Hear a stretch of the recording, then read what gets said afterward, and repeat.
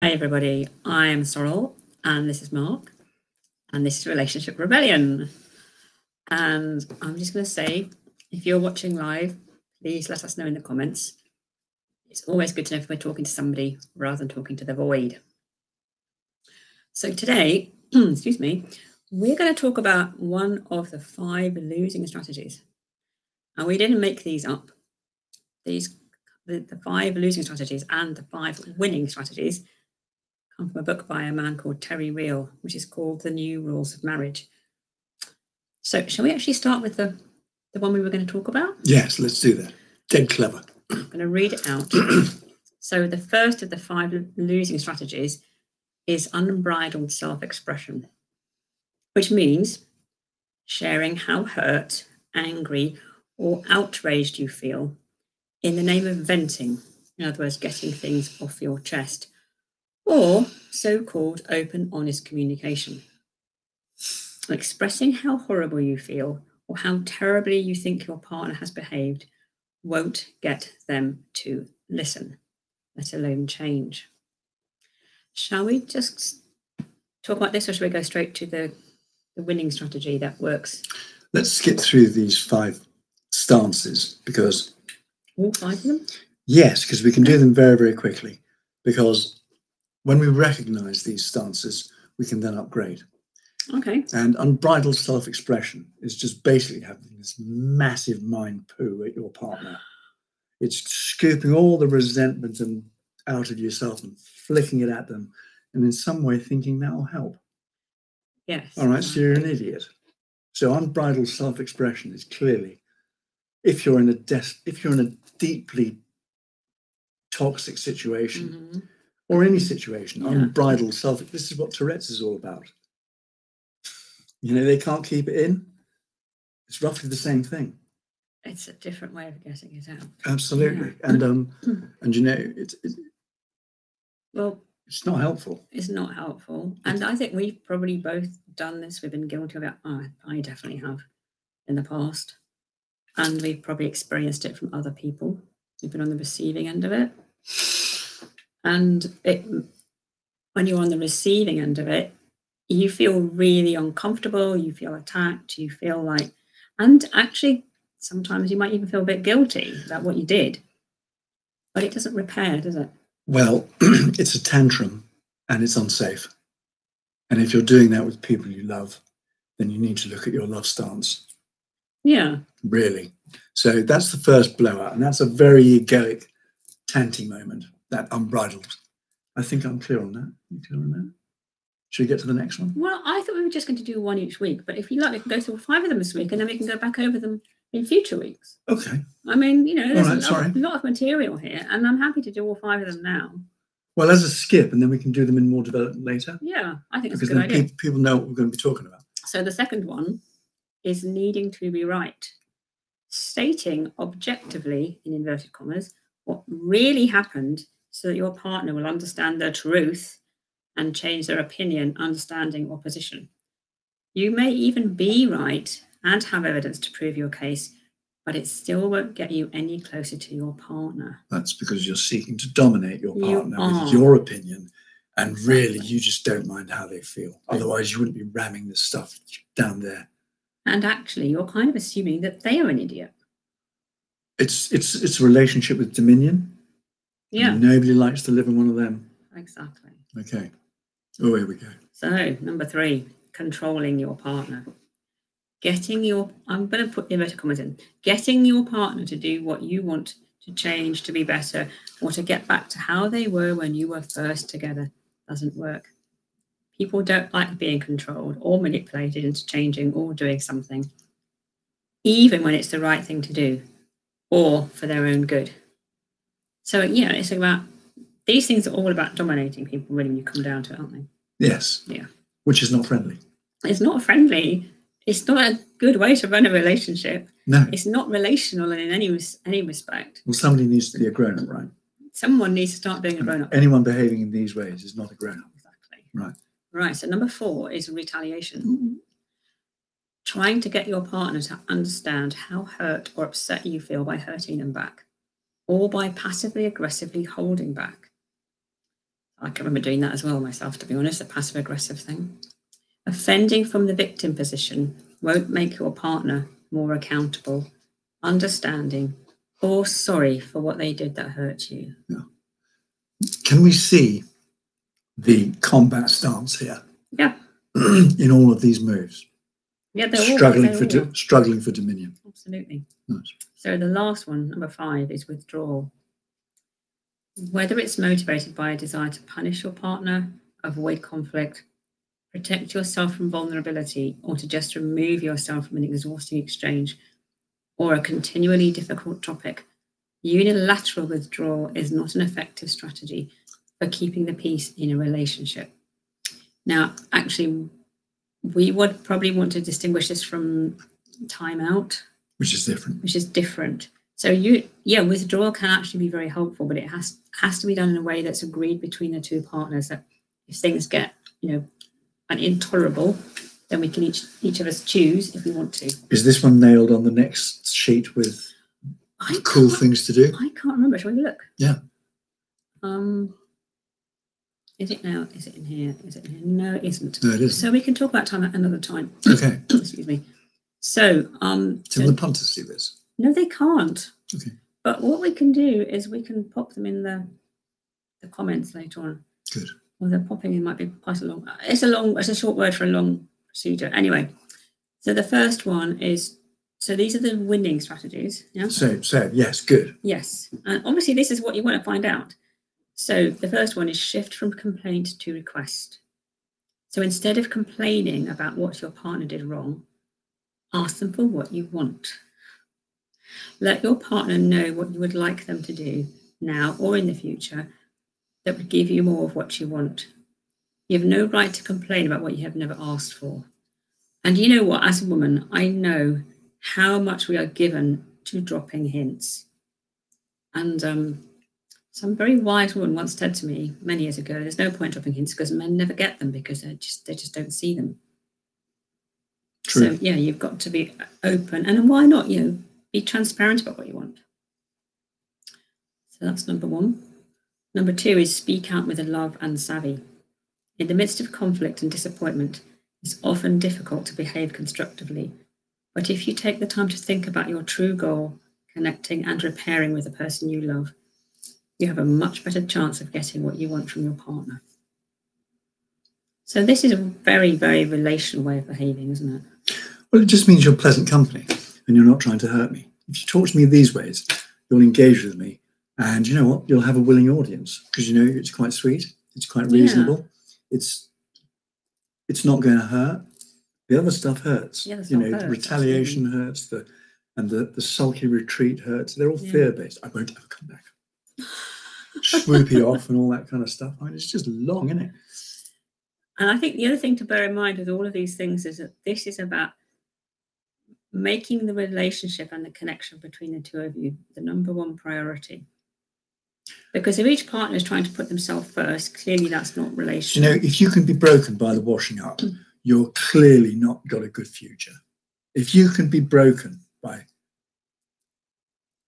mismanagement of your petty differences, then you have no future. Except, as we would probably say from a 3 principles perspective, nobody can be broken. But everyone has a future as long as they start to recognise what they're misbelieving. That's why they pay us so much money.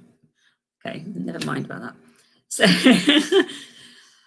the third one is, so this is again the winning strategy, respond with generosity. When your partner comes to you seeking to repair, a natural response is to sorry, let me start that again. When your partner comes to you seeking repair, a natural response is to counter their position, defend your actions, or to tell them the ways you also feel dissatisfied. I remember this one.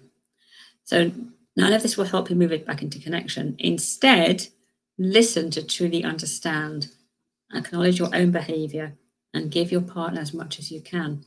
So this is sort of the counterpart to the first 2, isn't it? Because in the first 2, we're looking at how to move that away from complaint into asking. This is how you respond to somebody asking. Yes. Which is quite nice. Entirely so. It's good to see the 2 sides of that process. Yes. And the fourth one is empower each other. Wow, isn't that smart?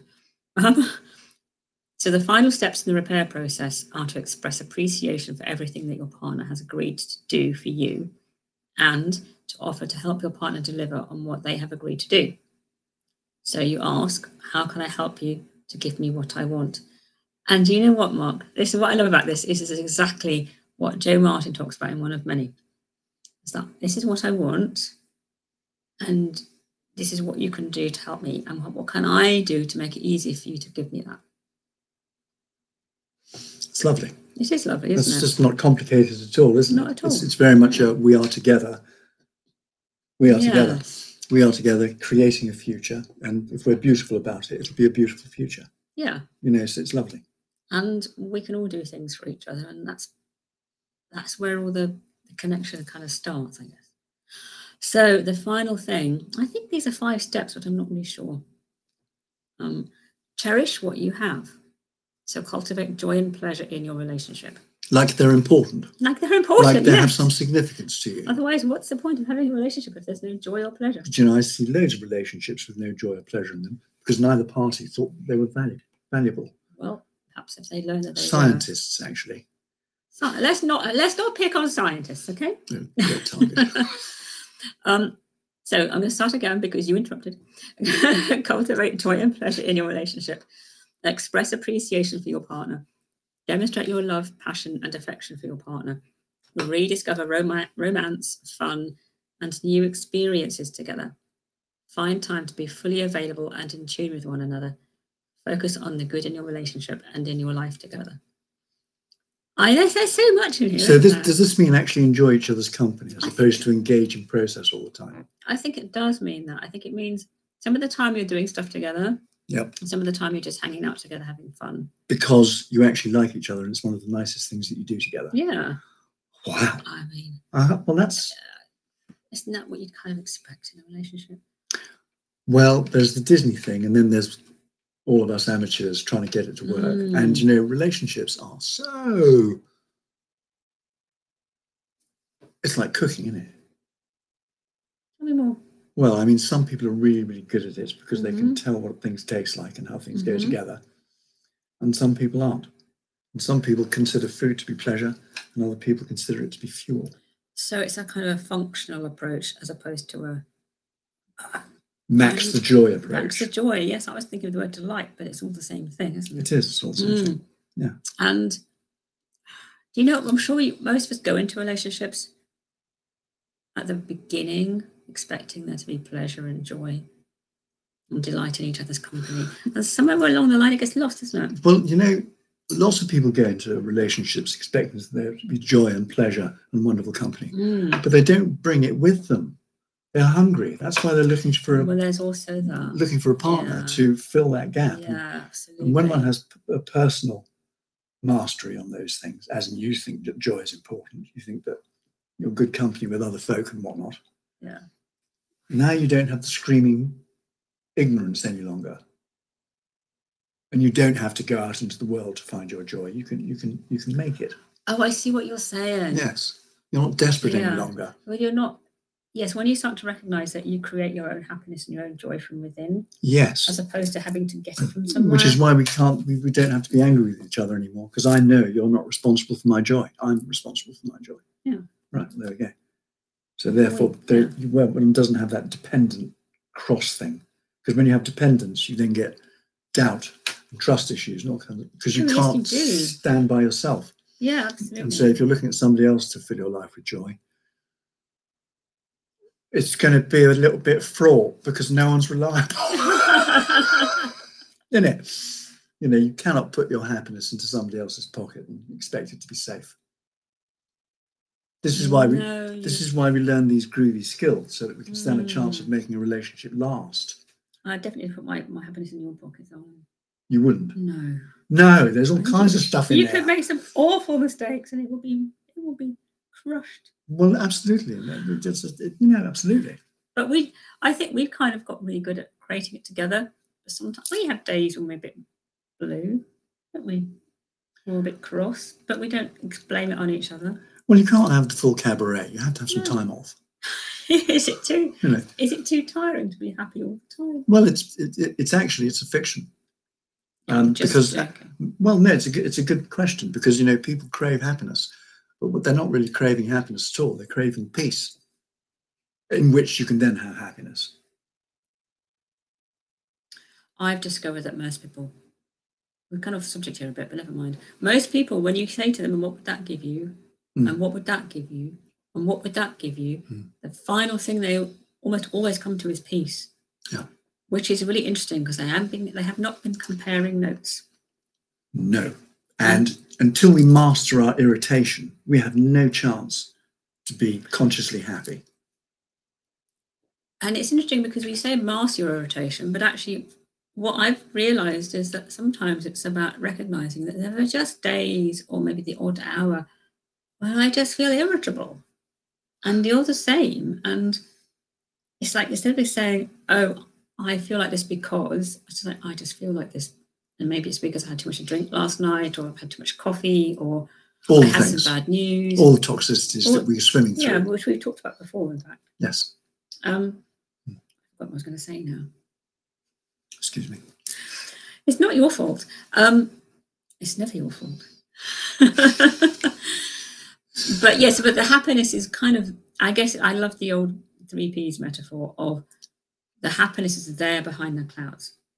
So even though I'm feeling irritable, I know that happiness is just around the corner, because I just need to wait for the irritable clouds to clear. And the happiness is still there. I'm just not seeing it because the irritability is getting in the way. Okay. And one of the things I love about the stuff that Terry Real does is he focuses so much on the relationship.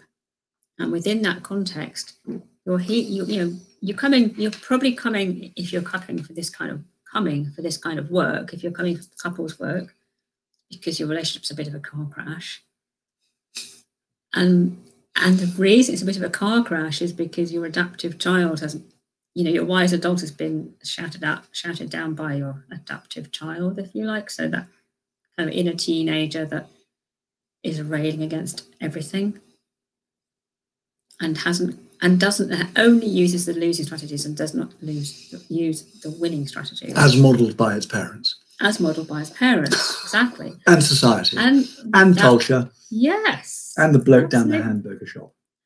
Never mind the bloke down the hamburger shop. Too many hamburgers, they're probably very toxic.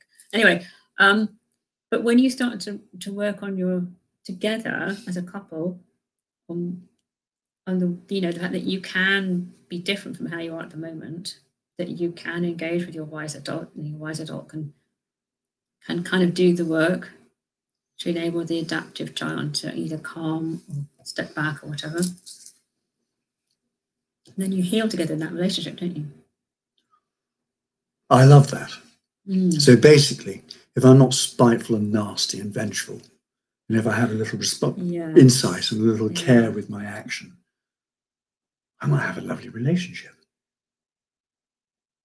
Just because I'm safe. As long as your partner is willing to engage in the same process. Otherwise, you might have to leave. Well, some people have combat relationships. That's the only thing they've got. Well, they might want to change that. Well, that is the path, actually. After the war, there must be peace. That's what we learn. I mean, combat relationships are very, very tiring. Well, and they're full of people who won't live long. Bitter experience. Yeah, exactly. And my parents as well. My mother died at the age of 58. Mm. And I think that was not entirely, but possibly partly down to the nature of their relationship with my father. Which was turbulent. There was a lot of conflict. Mm. But it's like, that was the only way they knew how. Well, I'd have to look at their parents, and they're all war babies back there, aren't they? So it's going to be a bit tetchy. Yeah. It's going to be a bit patriarchal. It's going to be a bit slap. Well, the patriarchy's been there for probably millennia. Yeah.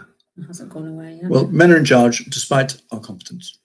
Although in my family, I think my mother was in charge. Yeah. But anyway, do we want to go back to the very first losing strategy and look at it in a bit more depth? Yes, please. Okay, I'm going to get it back up on my screen. It's a shame. If I did done this on Zoom, we could have shared them, but maybe another time. So we're going to go back to the first losing strategy, which is the unbridled self-expression. which is when you lose your temper and just tell them everything that's in your forebrain. And then within about 48 hours, you regret all of it. Yeah, actually, it's interesting, isn't it? Because you're kind of crocodiling, aren't you? Yeah, totally. Yeah. You've just like, that's it. Yeah. And yeah, there might be a good reason why you're so angry. It doesn't have to be the case that, that there's no reason for it, but it's not the most constructive response. But, I mean, we were talking earlier about people who smash toilets, which I didn't realise was such a common thing. Yeah, it is. But I know that you've met one or two. Yeah. Toilet smashers. And explained why you often pass front gardens with broken toilets. That's not with bodily functions, it's with temper. Yes, that's the one we're talking with a hammer. about. We're not talking about explosive motions. We're talking about cross people deliberately cracking a toilet up so that everyone else is inconvenienced and it feels happy about itself. So, I forgot. Toilet hate. So if you're the one married to the person who smashed the toilet, who hates the fittings, you might feel rightfully very angry that they smashed the toilet. But I think what this is saying is, due to it being first thing in the morning and there's nowhere for you to have a poo, and the entire place is covered in ceramic. I mean, that's not a way to wake up, is it? Not, is it? No. It would be horrible. Yes. And the plumber won't come till tomorrow. You have to go to a public convenience. Well, he doesn't know how it's got smashed. He thinks you might be a bit explosive. That's what not me, darling. Anyway. But so yeah, so what we're saying here is that even if you are the one married to the toilet smasher, or the mother of the toilet smasher, or whatever, the unbridled self-expression about how angry that has made you. And society says, stand in your truth, get it out of your system. That's what society says. What society doesn't choose to recognise is that all of us are bitter, twisted, vengeful thingies in our tiniest. And you don't need that stuff in your relationship. No, you don't. No, you don't. An unbridled self-expression allows all of that to hang out of your trousers and nobody ever forgets. And it doesn't work. And it certainly doesn't work. And it's like the critical thing here is it won't get them to listen, let alone change. Exactly. So it's not a relationship builder. No, it's a relationship breaker. And it's not going to enable the person who's been smashing toilets to find an alternative way of expressing their anger. No. And so I think the whole point about this is anger makes anger. That's the point. Anger makes anger. That's the whole point. Anger makes anger. It does. They feed off each other in a cycle. Yeah. War makes war, peace makes peace. Yeah. And one of you is going to have to evolve here. And very probably the toilet smash is going to have to evolve as well. Well, it's an expensive thing. They don't pay for the smashed up toilets. They just walk around smashing people's toilets. Maybe they do pay for the smashed up. It's an act of rank irresponsibility that's left to the parent. Depends how much money they. Oh, I was thinking of the husband and wife scenario. I mean, yeah, well, let's not worry about who pays for the new toilet. I think it's a bit irrelevant. Well, that's very important. Because I'd be very annoyed if you smashed my toilet and I had to pay for a replacement item. But I'm pretty sure you're not going to smash my toilet. This is the kind of tyranny I hold over. Tyranny? Yes, you fear that I will assault fixtures and fittings. If I am not pleased. No fear. I only fear that you'll break another mug. She soothes me with biscuits, you know. Actually, you always provide the biscuits. Oh, yeah. I provide everything else. Nice. So anyway, we've gone off track a bit here, haven't we? And we've got 6 minutes left, and we've got nobody watching. Actually, if you are watching and you haven't told us yet, is there nobody watching? Well, if they are, they're watching silently without coming clean about it. Oh, God, that was a terrible pun. I'm so glad that nobody's watching, because now that you've totally panicked and lost your verve.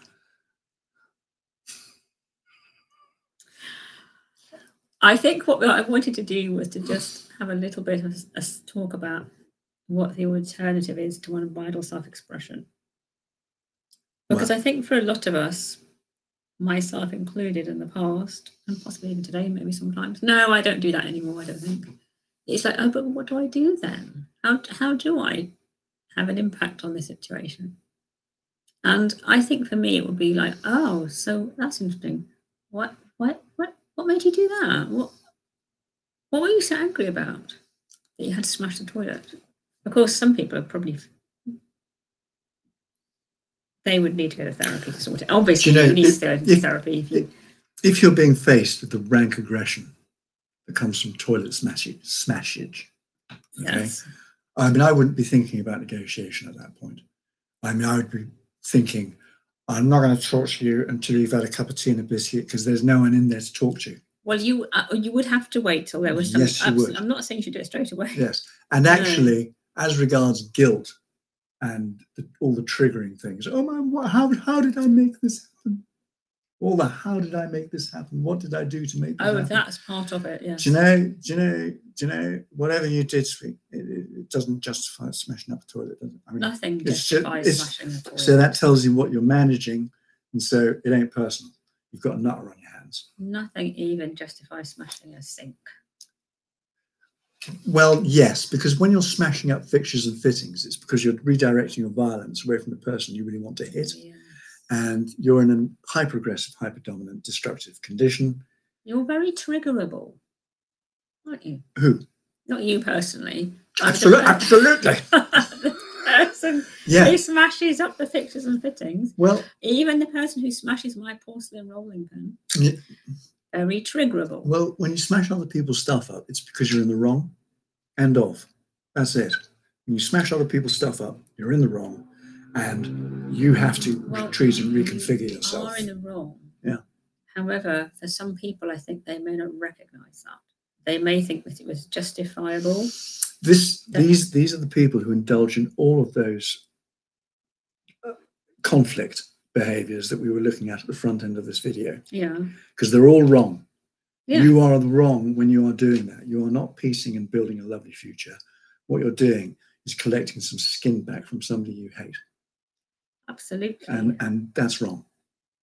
And maybe that's a point at which you start to think, okay, what can I do about that? I'm not normally this black and white about stuff. You are. But if it's hostile and aggressive. Do you know what? I don't want to get into the whole judgment piece, because you could always argue that everyone's in the wrong some of the time. That's true. There is no one innocent. No. When none of us are innocent. And no one's innocent. No, exactly. And no one's guilty in the similar kind of bizarre way. I mean, Chip Chipman would say everyone's innocent because, you know, like, so you hit your wife because your father hit your mother, and and his father for him hit him. Well, and so it's the adaptive child thing again. I love Chip, but if you did it, you're not innocent. So I'm not going to say that I'm not going to help you, but I'm definitely going to say that you're in the wrong, mate. Well, so actually Chip Chipman says your innocence, he calls it psychological innocence, actually. And Terry Real talks about you poor perpetrator. I hear that. I agree with both of them. And it's a fine distinction between the kind of innocence of a baby who has yet to do anything that could remotely considered wrong. I mean, you're not going to blame a baby because it cries or because it's puking out its nappy into its clothes. Or it drops some food. And if you were the kind of person to blame the bit, well, never mind, let's not go down there. Or drop some food, all of those things. Yes. But that's a different kind of innocence from the kind of innocence that Chip, and it's the same thing as what Terry Real is saying in different words, I think. Yes. Yes. Yeah. So anyway, we've kind of got diverted onto the subject of the person smashing the toilet rather than the person who's angry with the person smashing the toilet. That's the trouble. It's funny, isn't it? But it's a good relationship. I mean, I wouldn't want to be married to a toilet smasher. That would be terrifying. Well, yes, it would. So I'm so glad I've never been married to a toilet smasher. Anyway, we've got 1 minute left to go. Marvellous. We've probably lost the entire audience due to the last section. They'll watch it at 8:30 tonight, probably, or whatever time they. Will they? Well, I hope you're enjoying the supper and everything, and I bet the commute was hell, but never mind. Never mind. You're beautiful. You're beautiful. Well, if you aren't watching this at all, thank you. Yeah. And we will put it on YouTube. I don't know why I told you all that. I'm just trying to fill time now. Shall we just wrap up early? Because last week we overran by a minute. Let's just stop waffling and let these people get on with their lives. Let them get on with their lives. Yeah, that's it. Thank you for watching. Yes. It was fun. We'll be back next week. Yeah. This is the only time we get to talk in our relationship. And so you people are really important to us for helping us maintain our together loveliness. Because otherwise, if we weren't able to examine the entire relationship conundrum together, neither of us would know how to behave. Which, of course, is absolutely not true. Thank you. And bye-bye. Bye, And lovely everybody. to the void. Have a wonderful weekend. Bye. Bye.